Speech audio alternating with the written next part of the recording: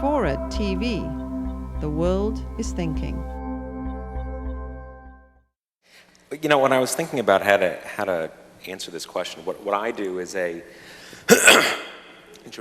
about that. In traditional, you know, it's opinion journalism, so there's an element of advocacy to what I do, and an element of journalism, and I like to think I do it in a way where there's not a strong contradiction between the two. But there's definitely trying to make a point. There's no pretense of being a disinterested observer to a lot of debates. And there have been various times over the course of, I guess, 6 years that I've been running the site that I do, that I've moved further into the direction of what's basically activism or advocacy on a particular question.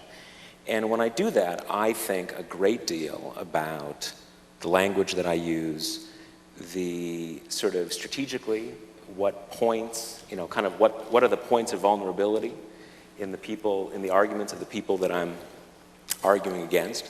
I think, like every good novelist does, thinks about the power of narrative for how people intuitively understand the world that they live in, regardless of whether they obviously are constructed in various ways. But I think about all these things.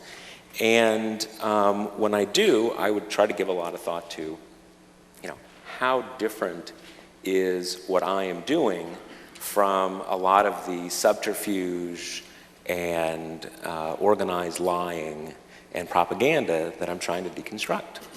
Because I'm not simply thinking of the most accurate way I can describe what I'm describing. I'm also thinking about, again, the most resonant ways that I can describe what I'm describing, and the ways that will have some meaning in the life experience of people who I'm describing it for.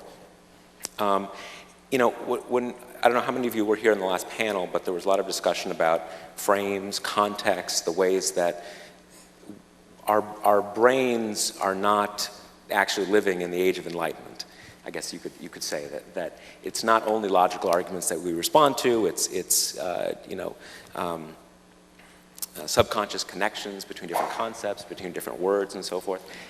And this is not meant with, this is neither to say that the science underlying that thinking is flawed, because I don't think it is, or to pick a fight with the purveyors of it, but I just blanch and I'm terrified whenever these points are made in a political context. Because at least from a journalist's perspective,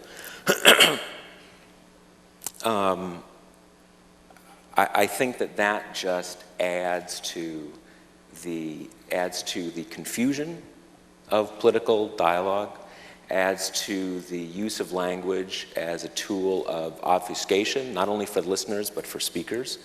And in my work, what I try to do, although whether I do it successfully, I don't know, is to focus on clarity and simplicity of language, and the greatest fidelity that I can find to what I actually think and how I actually understand the world that I'm living in, and try to involve myself as little as possible in any sort of second-order thinking about frames, arguments that exist that I'm you know, working within or not working within.